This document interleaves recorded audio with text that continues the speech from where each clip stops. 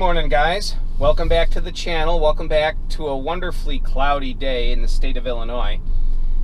Today, why am I in the BMW? Well, for those of you that watch my channel for my Tesla, please stick it out. Bear with me here. Don't change the channel. Don't unsubscribe. I think you're going to like today's video. So why am I in the BMW today? Well, I want to give you guys a BMW owner's perspective of the Tesla Model 3. So many of you that watch the channel may not know that I have other cars. I have this BMW. This is a BMW M240I xDrive, which is all-wheel drive, convertible. So I don't have the top down for a couple reasons. One, it is 62 degrees out and cloudy and it's dripping a little bit. Also, just for recording purposes, I want the audio to be to be decent in this video. And if I have the top down, you won't be able to hear me speak. So anyway, I want to compare what it's like. Not really compare. If you guys like this video, I'll do a longer comparison video of my BMW versus my Model 3. But I wanted to give you guys the perspective of a BMW owner, a late model BMW owner. This is a new car, it's a 2019, versus my Tesla Model 3. And now you're probably wondering why I'm doing this. Well, there's a couple of reasons. First off, when I took delivery of this car, I made a video on the experience, and I had a lot of hate in the comments section, and I mean, my viewers were ticked off that I purchased a non-EV, and specifically a non-Tesla. And though I'm not going to get into the minutia of things, the reason that I bought this car, a couple words on this. One, convertible. Two, wife and happy marriage. So it basically, and my wife's like, she goes, throw me under the bus on this. I'm totally good with it. Basically, it's ever since I met my wife, which I met her 27 years ago, almost exactly, yeah, exactly 27 years ago, actually, that we met. Ever since I've known her, she's always wanted a BMW. She was raised in a household that was very tight financially, and you know, welfare and food stamps and that kind of thing, up in Minnesota. And you know, they always struggled. Her dad was an auto mechanic, and you know, they did what they could, but it was a large family. So her dream was to always have a decent premium car, and she's always loved the look of BMWs. So I've heard this throughout our marriage together, that she loves BMW, and you know, whatever. Okay, fine. And we both have always wanted a convertible. So we traded in our little Honda Civic Si, and this was a program vehicle. It was marked $11,000 off, just because it had a couple thousand miles on it, even though it was a brand new car. It had never been titled before. So someone else already took the depreciation, and you know, it was her dream. So we bought it was my dream to have a convertible. It's an M car, so it's a performance car, 335, 340 horsepower, very fast car. It's actually faster than my Model 3, which is a rear-wheel drive long-range car, and it's 4.4 seconds 0 to 60, so it's faster than an all-wheel drive Model 3, and very, very fast car. I like performance cars. I wanted a convertible. You really can't get a performance convertible. So other than a first-gen Tesla Roadster, you can remove the little fabric top. Wasn't going to go there. There's a whole bunch of reasons for that, which is fodder for another video. But so we bought this car, and my Model 3 owners, or my Tesla owners that watch my channel, really hated me for buying this car. But I wanted to explain to you guys what it's like to own both cars. The sticker price on both cars is similar. This is actually a little bit higher sticker price than the Model 3, though I paid way less for this car. Even when you figure the tax, the $7,500 tax credit off the Tesla, this was still far and away cheaper than my Tesla. But they sticker at a similar price. This is a couple $1,000s more, but they sticker at a very similar price. Similar performance. This is faster, but you know, there's still quick cars. There's still torquey cars. The level of quality is very similar between the two. This is a little bit smaller car, but the overall weight is similar. This is 3,900 pounds. The Tesla's 3,800 pounds and change. This car is all-wheel drive, so, and it's a convertible, that accounts for the extra weight. But it's a convertible. The Model 3 is not, and so there are some differences. This is all-wheel drive. The Model 3 is rear-wheel drive. But since the purchase price is similar and the performance, they're both relatively high-performance cars in comparison to, you know, basic daily drivers. Anyway, it's a good comparison. Now, here's the thing. I've had this car for several thousand miles now, been living with it, driving it quite a bit, and right off the bat, I will tell you, now the Tesla owners will love me for saying this, the BMW owners will hate me for saying it, but I'm just going to say it. The Model 3 is a more solid car. It's got more torque. The instant throttle response. You know, this thing is turbocharged, so there's turbo lag. It's got an automatic transmission, so it has to downshift. So I'll floor it right now, and then there's the hit. So let's do that again. So we'll let it shift up higher. I'm flooring it now, and there's the hit. So what, about a second delay?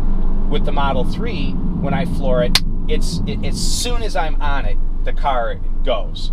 So definitely the Model 3 is much quicker throttle response. It is more torquey, and it's more firmly planted.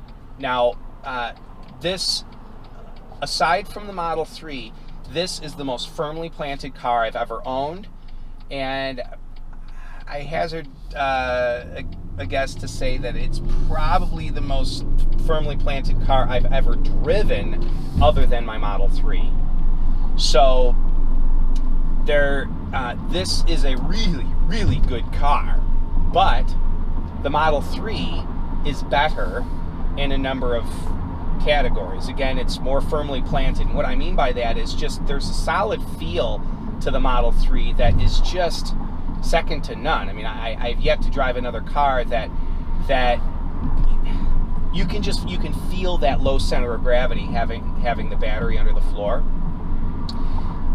The Model 3 is, again, that instant throttle response of being an EV. Now, smoothness. Though this car has a gas engine, it is extremely smooth. Where both cars are similar is they are both luxury sport cars. This is a two-door, the Model 3 is a four-door, but they're both sort of a hybrid between sport and luxury, and I like that. I like that. And here's the thing. I've heard people say that a car that is compromised between sport and luxury is a compromise, and it does neither well. That's not true. I mean, if I wanted a pure sports car, I'd buy a Lotus or something else, and I may do that at some stage in my life. You know, but for right now, a pure sports car is very unforgiving in a lot of ways, and it does one thing like a scalpel very well. It cuts very well on that line, and that would be sharp handling and nimble and lightweight and all the rest. Whereas luxury cars, a pure luxury car is smooth and soft and comfortable and luxurious, but you really gotta work at it to get it to go through a corner. So I love cars like this and like the Model 3 that are comfortable enough that I could be in the car for long periods of time, but sharp enough and fast enough to hold my interest on a back twisty road. And both my BMW M240i and my Tesla Model 3 accomplish that task, each of those tasks well. Now, it's an interesting ownership experience, the difference between the two. So for instance, you purchase a BMW brand new, and you get BMW track day event invitations from BMW. You get the dealership experience, the purchase experience, completely different than purchasing a Tesla. Now, some of it's good, some of it's bad. The bad part of the buying experience for the BMW is it's a typical dealer experience. You know, the salesman, oh, I have to go talk to my manager, and you know, you have to negotiate and all the rest, just like a typical buying any other car, and that's a little bit annoying. Actually, a lot annoying. You know, the whole applying for credit and all of that jazz, and the sitting down with the finance agent and him walking through the, you know, do you want this paint protection thing? Do you want, you know, this oil change service? Do you want this? Do you want that added to your purchase? And having to say no to all of that. That's still annoying. But I got to tell you, if you've never shopped for a premium car, you really are sort of romanced and wined and dined by the dealer. Now, of course, they're going to do that. They're making a sale for tens of thousands of dollars. But I got to tell you, when we bought the Honda, when we bought our Fords, we were treated well. I mean, the dealers were nice. But a BMW dealer is just, it's sort of next level in the way they treat you. So that's very good. Purchasing the Tesla is mostly done online. And now that means that you avoid a lot of the auto purchase negative experience, and you know, the whole negotiation and all that. So that in purchasing a Tesla is better than buying any traditional car through a dealership network. And so in that regard, the Tesla was better. But there is a little bit of when you buy a Tesla, there's a little bit of a let's get you in and get you out mindset that isn't present, or wasn't present for me when I bought this car.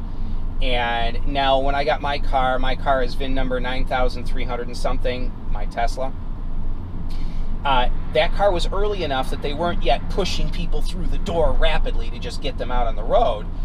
You know, I forget what they called him, but my salesman basically at Tesla did walk me through how to use the car and all that.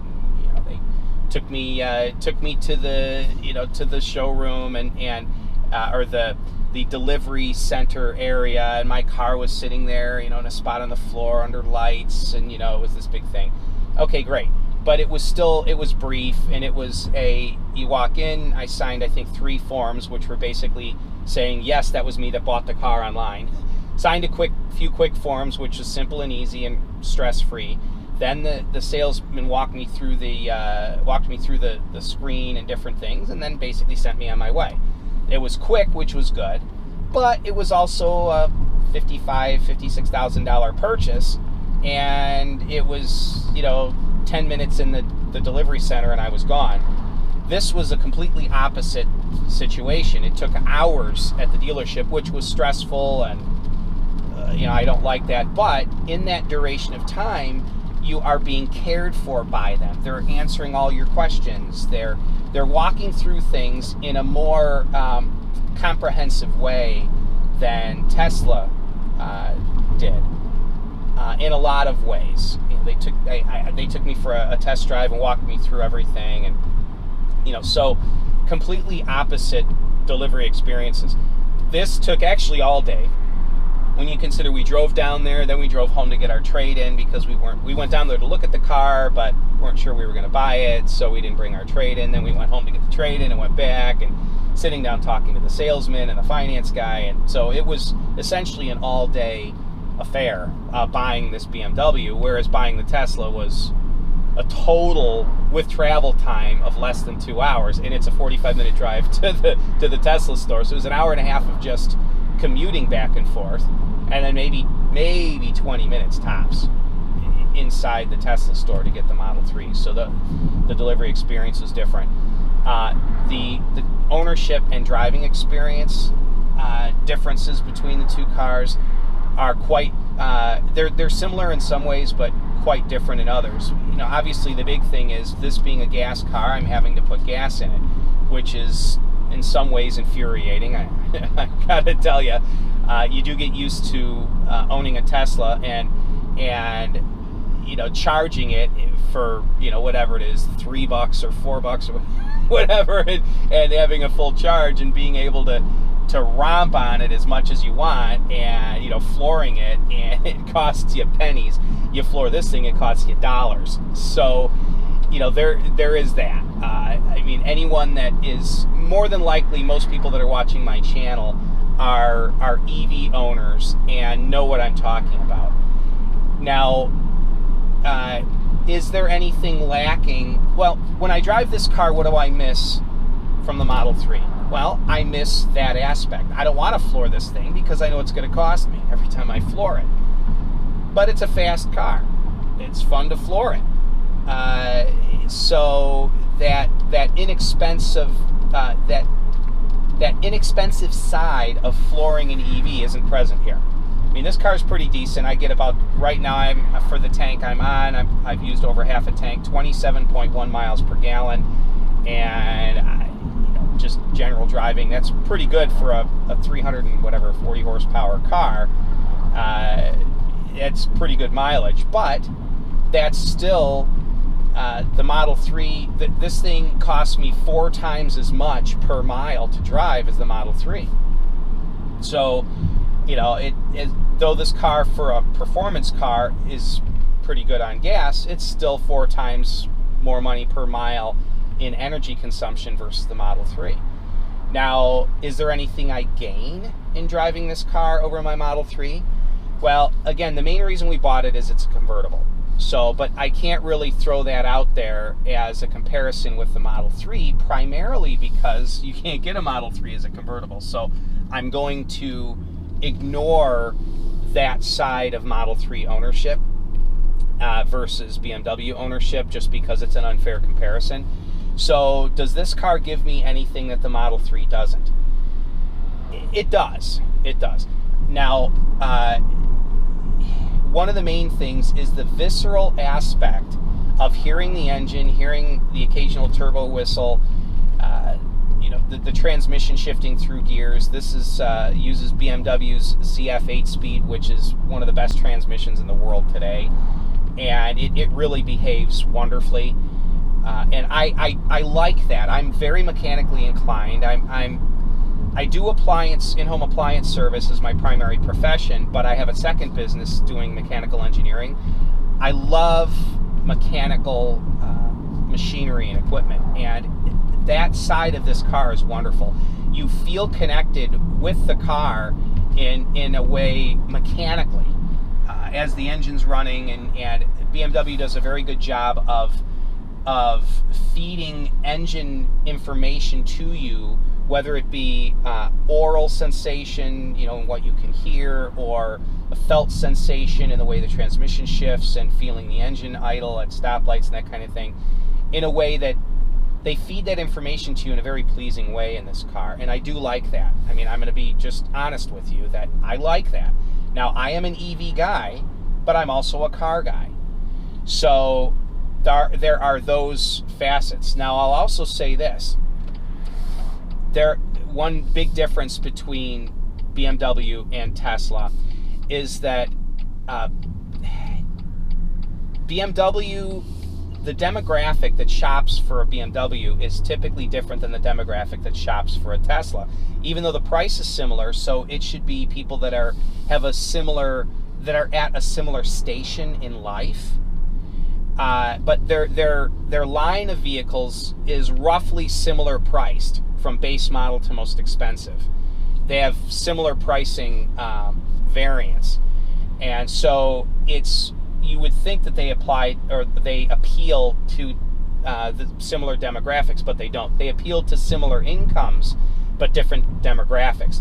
The demographic that likes the Model 3 is going to be people that are more tech savvy, more connected, that kind of thing. The demographic that shops for BMW is typically more, I'd say, more old school.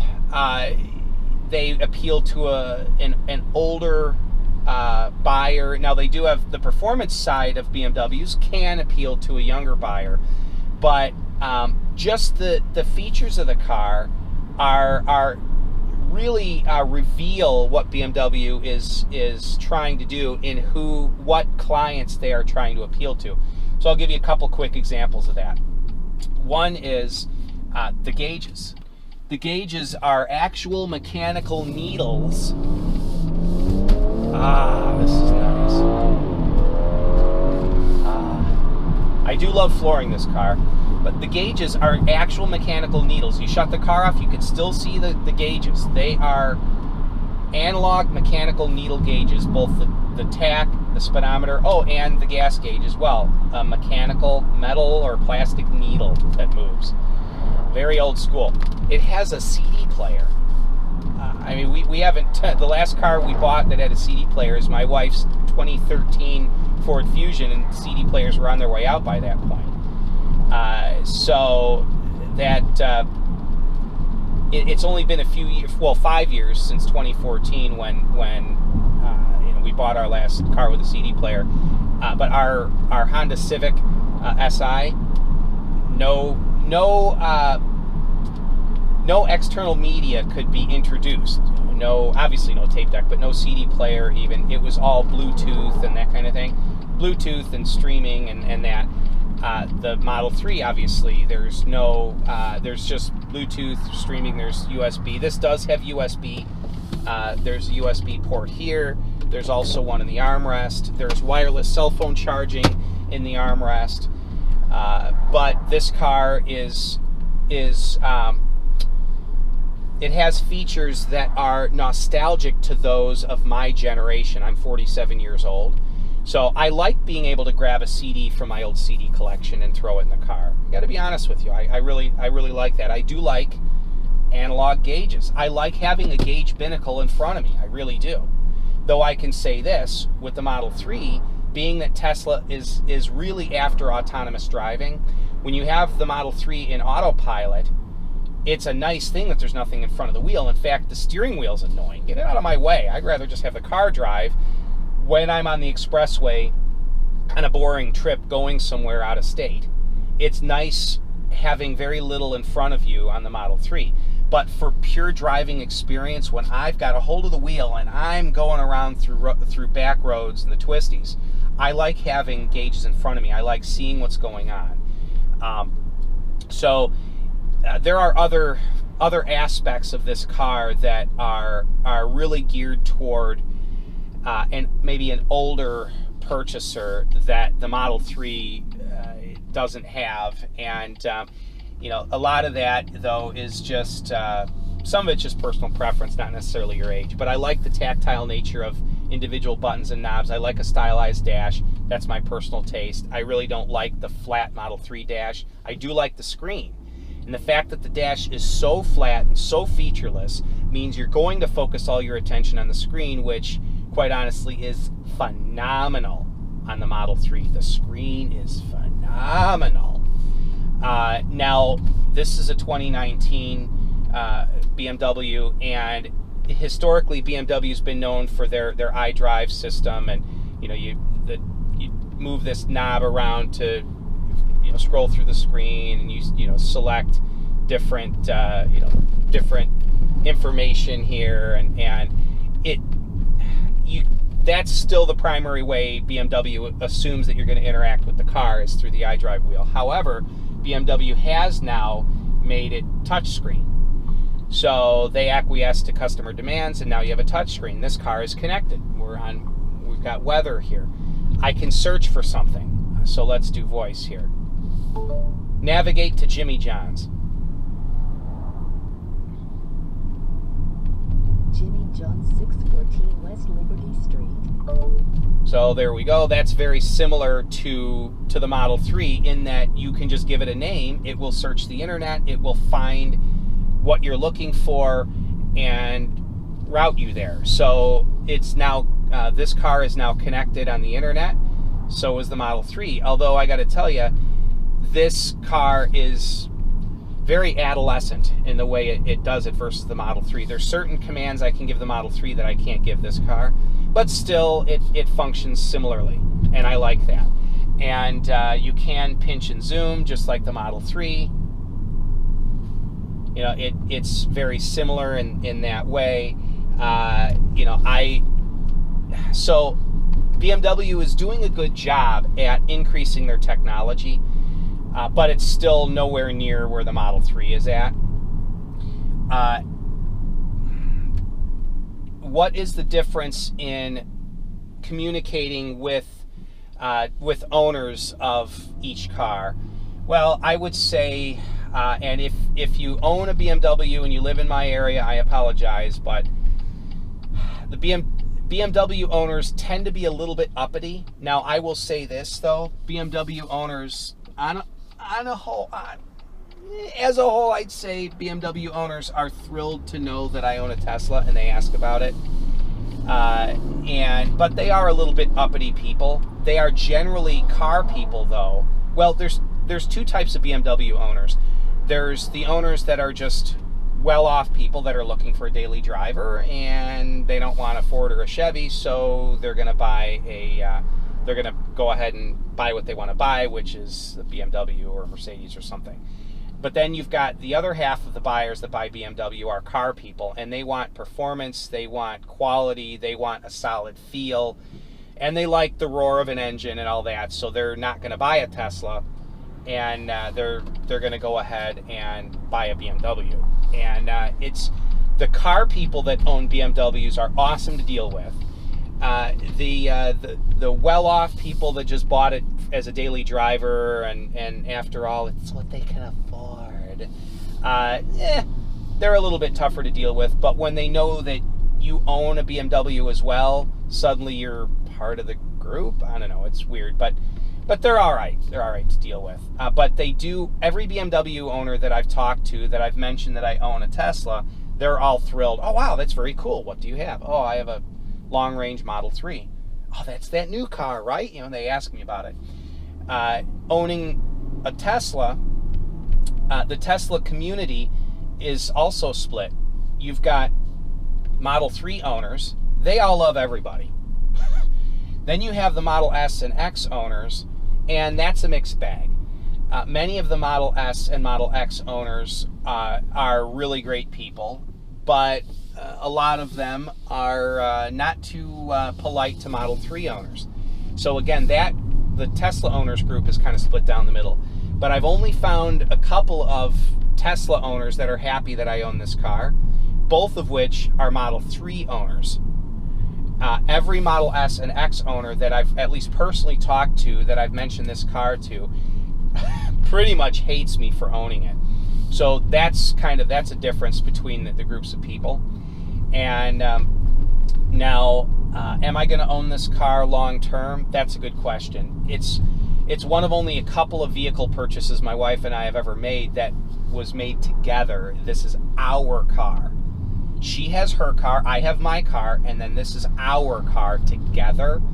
So it's not going to get traded in unless she agrees and I agree both. But if I end up with a Tesla Roadster, I have enough referrals to get a little over $100,000 discount on one. So if Tesla doesn't make the Roadster and they still apply my discount to it, then this car will most likely be traded in on the Roadster in 2.5 years, 3 years, whatever, when the Roadster becomes truly available. So that's kind of the plan, and we would get the Roadster, which is a Targa top, so still have the topless car experience, that kind of thing. But BMWs are expensive to maintain once out of warranty, so I don't know that I'll have it when it's out of warranty. It's hard to say. So anyway, those are my thoughts on the ownership experience. And as a BMW owner, I love this car, I really do. But the Model 3 it drives better, it's more torquey, it's connected, you feel connected to the road better, the technology is greater. I mean, in a lot of ways, it's a better car. This, however, is faster. It's a convertible. It does have that mechanical, visceral, engine-running connection aspect that the Model 3 doesn't. So they are different cars. But I can tell you, as a BMW owner and a Tesla Model 3 owner, Tesla cars, they're awesome cars. I mean, from a driver's experience standpoint, they are really, really awesome cars. So anyway, but I love this car as well. If I never owned my Model 3, I would probably struggle to see how a car could drive better than this. Now, I've never driven an exotic, you know, a McLaren or a Ferrari or a Lamborghini or anything. So, but in the, you know, sub $60,000 area of, you know, purchase price, if I'd never owned my Model 3, this is such a good car, I would struggle to see how a car could drive better than this. That's how good this car is. But my rear-wheel drive, long-range Tesla Model 3 drives better than this car. So that's my my take on it. Anyway, I've owned both cars for long enough now to understand them, be comfortable with them, and give an accurate representation of the ownership experience of each car. And I just parked the BMW. Literally, I took my camera off, closed the BMW door, climbed to my Model 3, put the camera on the window, and hit record. You know, drove up the road, hit record. So I'm literally going from one car to the other, and the driving experience, I got to tell you, is very, very similar. Now, for those of you watching the channel that own a BMW and don't own a Tesla, this is going to be good to hear. And those of you that own a Tesla that have never driven a BMW, this will be good to hear. And that is that the cars feel very similar. Very, very similar. I made mention when I was in the BMW that had I never driven a Tesla, driving that BMW, it would be difficult to comprehend a car that could drive better, because that car is so firmly planted and feels so good through the steering wheel, and it connects you as a driver to the driving experience in such a profound way that I would have a hard time understanding how that could be improved. But the fact is, I do own a Tesla, and this car achieves that better than the BMW. And if you're a BMW owner, I'm not trying to tick you off. I'm not saying that just to please the Tesla owners. It's the truth.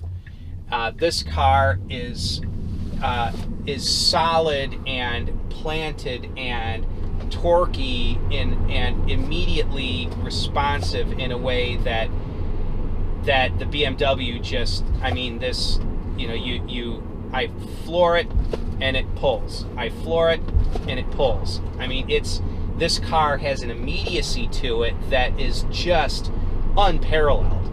I mean, it's absolutely otherworldly in that respect.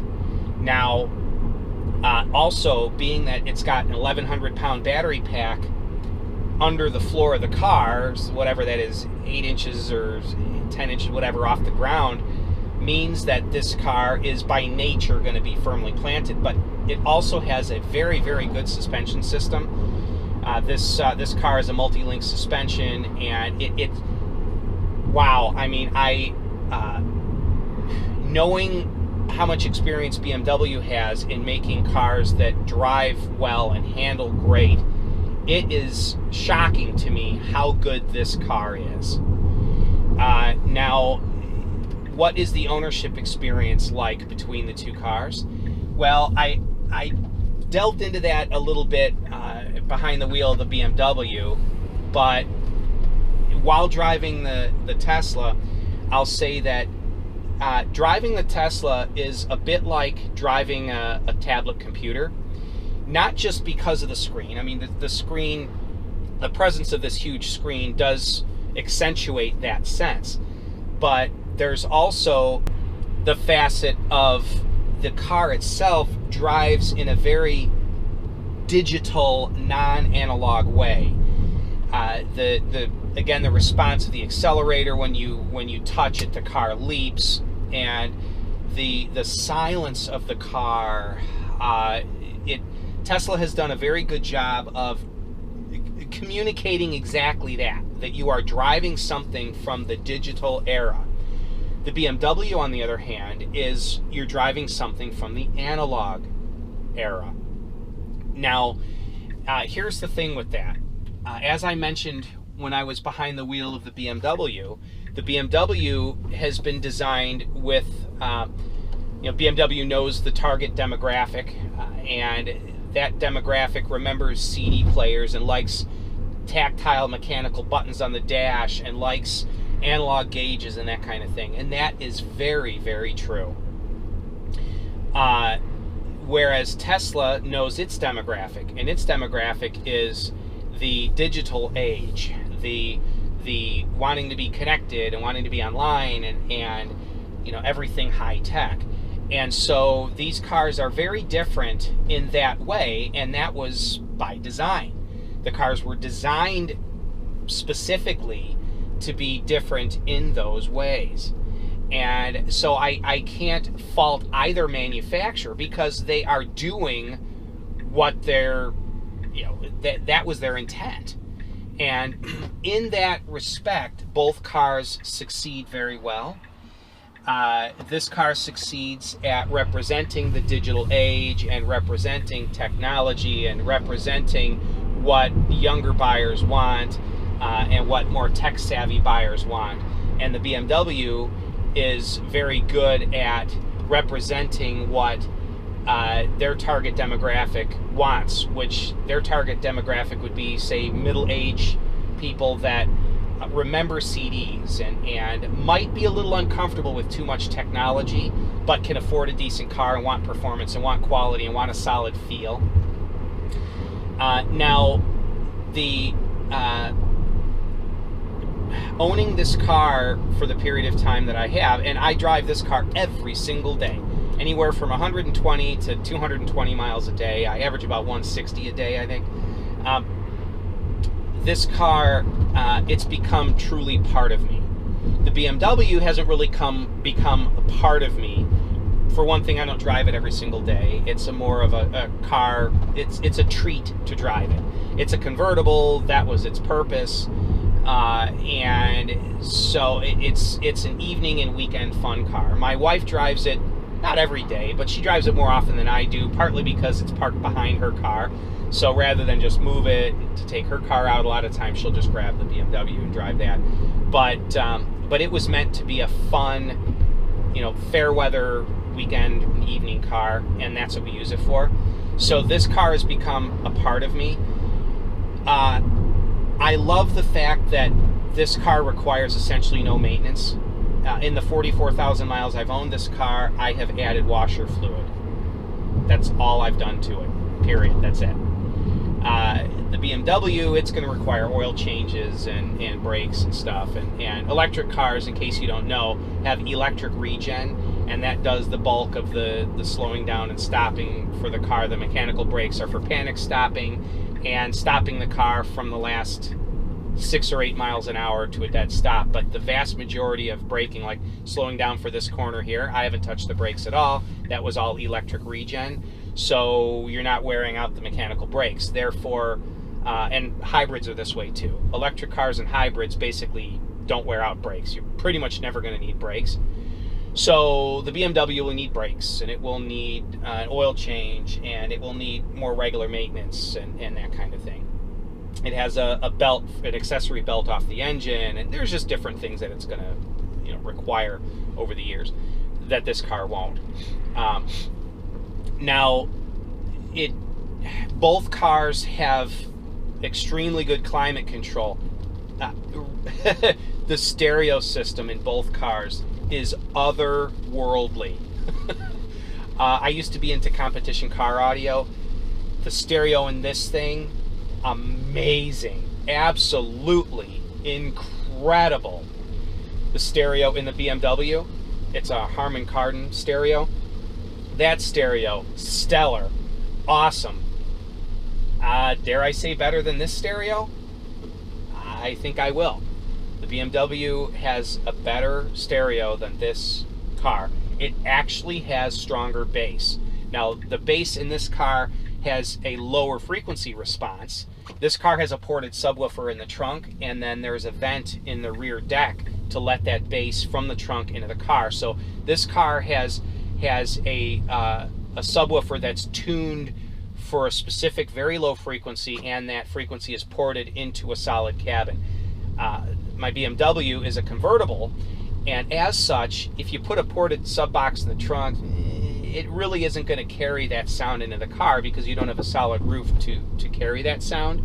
So what BMW has done is they put subwoofers in the floors underneath both the passenger seat and the driver's seat, aiming up directly under the seats. There's a subwoofer in the floor.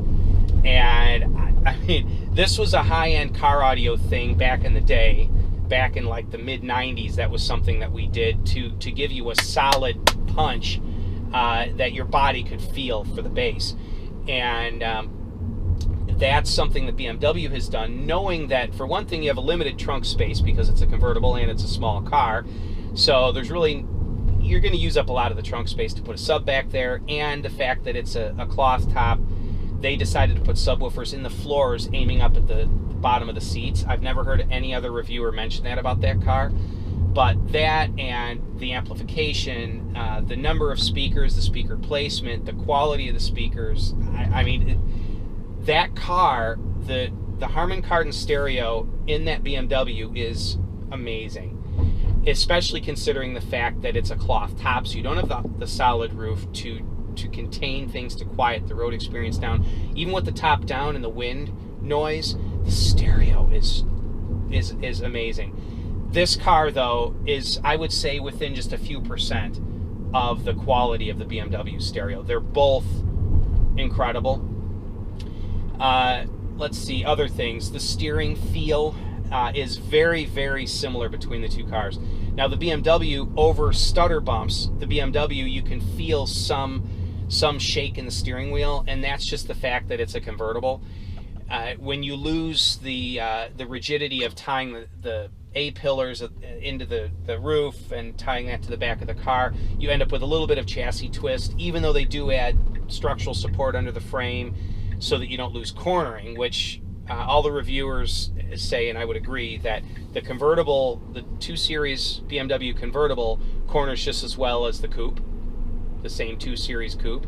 They are just as planted in the corners, but all convertibles do this. I've yet to run across one that doesn't. When you hit rough surfaces, you can feel the wheels shaking, you can feel the nose of the car is twisting and reacting differently from the rear of the car. That's just a BMW, or that's a just a convertible trait. So that's something that's different between the two cars, but the fact that the BMW is a convertible is the reason for that. Now, some other things. While I was driving the BMW, I made mention that I like a stylized dash. I do not like this flat dash. I don't. I love the screen, and it's a good thing that the screen takes up half of what you see, because I don't like the plain dash. And by the way, sorry that you can hear the sound behind me. I've got a couple cardboard boxes for work on the back seat, so that's what the odd sound is there. But I prefer a stylized dash. Now, as I mentioned while driving the BMW, one nice thing about no gauge binnacle and the plain dash is when you're in autopilot and you really don't want to look at anything, any gauges or anything, it is nice having a plain dash because it's more relaxing on the eyes instead of a busy dash. But when I'm involved and I'm engaged and I'm through the twisties, I would prefer having more style on the dash. I like the gauge binnacle in front of me, and this car lacks that. So, as I mentioned while driving the BMW, this car drives more planted. The Tesla is quieter, and I like that for most of my driving, but when I'm out being aggressive in my driving, it is nice to be able to hear an engine while driving the BMW. I'll be honest with you there. The shifting transmission, it's nice to feel that. However, I do have to say too that part of what I like about that is purely the nostalgia of it. It's just what I remember from when I was younger. So, I guess people can even be nostalgic for a dysfunctional family as well. Anything's possible. So it's, I think if you take a fresh new driver, and I actually have an experience with this. My son, my not quite 16-year-old son, has his permit. The first car he ever drove is my daughter's smart electric car. Now, it's just a smart car. It's a little Cracker Jack box, but it's electric. That's the first car and only car he drove for some time, because it was a tiny car, easy for him to drive, inexpensive, all the rest. So we let him learn on that. So he got used to driving an electric car. Then when he went to a gas car, now he's never driven the BMW, and he probably won't for quite some time, but he went from that to driving my wife's Ford Fusion, and then from that to, we bought a little 2000 Saturn, a four-door Saturn, and that car, it's okay for a basic car. But he's like, wow, the throttle response is sluggish, and he goes, why does it shake? Literally stopped at a stop sign. Why is the car shaking? Well, that's the engine running, buddy. He's like, oh, okay. So literally, he, being that he had only known an electric car, that sense was foreign to him. And he goes, why is it you give it gas and there's a delay? Well, because an electric car responds instantly, and that's what you're used to. A gas car, there's a lag. And so, and I bring that up because let's say you took someone who's never driven a car at all, put them in my Tesla Model 3, and then put another one in the BMW, and they've never driven a car in their life. The person that drove this car wouldn't know any different. Sorry for the tapping. I apologize. Boxes in the back seat. But the person driving the Tesla would go, oh, okay, you push the accelerator, the car responds. You let off the accelerator, the car coasts. They would have that, they would notice that. They would have that experience. The person in the BMW would notice the engine sound and the roar and the turbo lag and the shifting transmission, and that would be their experience. And then if you were to switch the two, after driving, one person only driving the Model 3, the other person only driving the BMW, you switch the two, what would they notice? My opinion, owning both cars, driving both cars, driving gas cars extensively, electric cars extensively, going from this car, being in this car many miles to the BMW, and then also going from gas cars for many years to driving an EV, it would go something like this. The person would get out of the Model 3, having only ever driven that car, into the BMW, and ask, why is there such a delay when you hit the gas pedal? It delays. But then, wow, it really goes after that, and it makes noise. Let's see if that quiets it down. Wow, it makes noise, and I can feel a shake through the steering wheel from the engine and stuff. And it would be probably a little bit disconcerting to them, but they would also notice that it is a different character, a different sense in driving it. Person going from the BMW to the Model 3 would probably be startled by the acceleration. I was. When I bought this car, I would go to pass somebody, and twice I almost clipped the corner of a semi-trailer because I behaved the same way in passing that I did with a gas car, and that was hit the accelerator as I'm starting to turn, knowing that there's a lag, and if I hit the accelerator and turn at the same time, by the time I'm in the other lane, the engine is kicked, it's dropped down, it's on boost, and it'll start to accelerate. Well, with an EV, wow, you get on it and it goes. And so I hit the accelerator as I turn, and this car would leap ahead and almost hit the semi that I'm trying to pass. That happened to me twice. So now I've had to get used to, all right, change lanes, then hit it. Whereas with a gas car, you floor it as you're changing lanes to allow the engine a chance to kick in, allow the transmission to downshift and that. So that's something that the driver going to an electric car would notice, and it's not always pleasant. I've had a couple people drive this car that have been like, wow, I don't like the immediacy of the accelerator. I don't like that. It's too abrupt. Well, put it in chill mode then. But that's a big difference. You would notice that it's quieter, that it's smoother.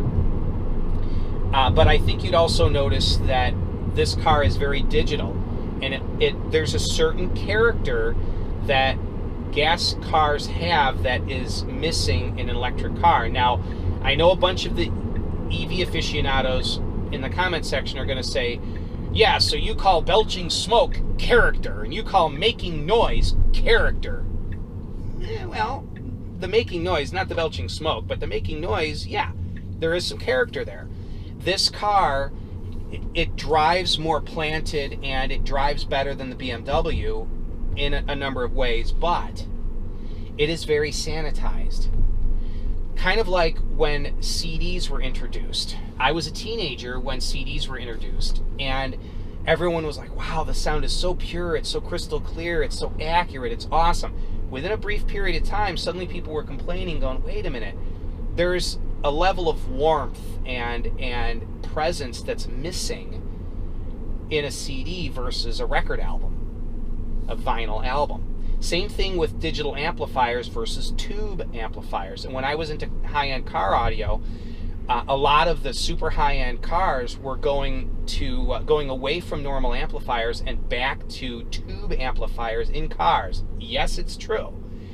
Because there was a certain warmth that was lost in digital CDs and digital amplifiers, digital. There was a harshness to it that was very clinical, very sanitized, that lacked warmth or character. And there is a certain amount of character that the BMW has that this car does not. So I'm just being honest with you guys. And, you know, don't hate on me, that EV aficionados and the Tesla lovers, don't hate me for saying that. I love Tesla also. I bought this car. Best car I've ever owned. Still, even having that BMW, this is the best car I've ever owned. But there is that aspect of it. I'm just telling you. And I've had people say, well, you know, going to a gas car after owning a Tesla is like going back to owning a horse after having a gas car. Well, there's still horse owners. Why? Well, there's a certain experience in riding a horse. There's a certain character that they have. There's a warmth. There's a connection with it that you don't have in a mechanical vehicle. That's why people ride horses. Well, in the same way, that's not a bad thing. There is a part of me that, if given the choice, even without lowering the top, I mean, we bought the BMW because it's a convertible, but even without the convertible side of owning the BMW, let's say they're both hard tops, and there's a side of me that would go outside and go, which car to drive? Well, I'll drive the Tesla today. That's what I feel like. Other days I might go, what to drive? I'm going to drive the BMW. Again, even without the convertible top, there's a side of me that at times prefers to drive that car, because there is a certain character that it has that this car lacks. Now, if I could only have one car, this car or the BMW, which would I choose? It would be this car. I don't want to say far and away this car, but it's this car for a lot of reasons. Maintenance expense. The BMW, it's got a 4-year, 50,000-mile warranty, and that also, for the first 3 years, covers all the normal maintenance. You know, oil changes, brakes, not tires, but oil changes and brakes. You know, any normal maintenance, normal wear maintenance for the first 3 years is covered under their normal warranty. So, but I wouldn't want necessarily to own the BMW out of warranty if I could choose this car. Teslas are expensive to fix too, but they're more reliable. They don't need all the regular maintenance and transmission and all of that jazz. So also this car is far more efficient. They're similar purchase price. The BMW sticker's at a higher price, but I got it $11,000 off as a program vehicle, so this car was actually more expensive. But this thing is about 1/4 or maybe less, 1/5 of the amount per mile in expense to operate. Insurance cost is similar between the two. So, but this car's also a little bit bigger. It's got 4 doors, so it's more practical. I would miss the convertible top, but if I could just choose between this car or the BMW as my only car to own, it would be this car for sure. But you know, as I mentioned earlier in the video, we bought the BMW because my wife's dream was to have a BMW. We both wanted a convertible. I like performance. I like the mechanical side of, it's a big 3-liter inline 6 engine that's turbocharged. I like the mechanical aspect of things. It's all-wheel drive, and it's single power plant with, you know, drive shafts to all the wheels.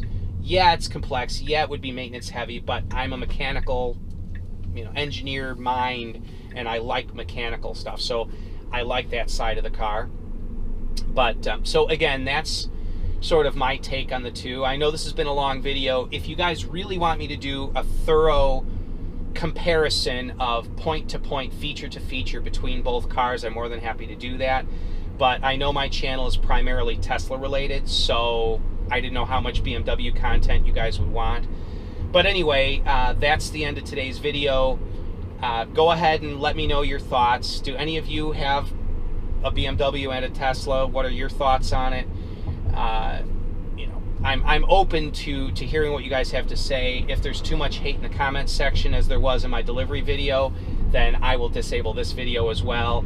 I'm just trying to give you guys a baseline on, I own both cars, what do I think of each? And, you know, taking the whole eco tree hugging side of it out, just what are the cars like to own? And so anyway, have yourselves a wonderful day.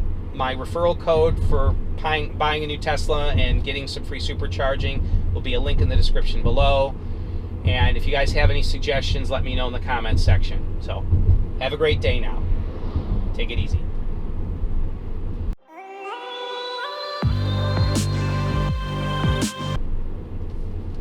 Well, I hope people don't hate me as bad on this video.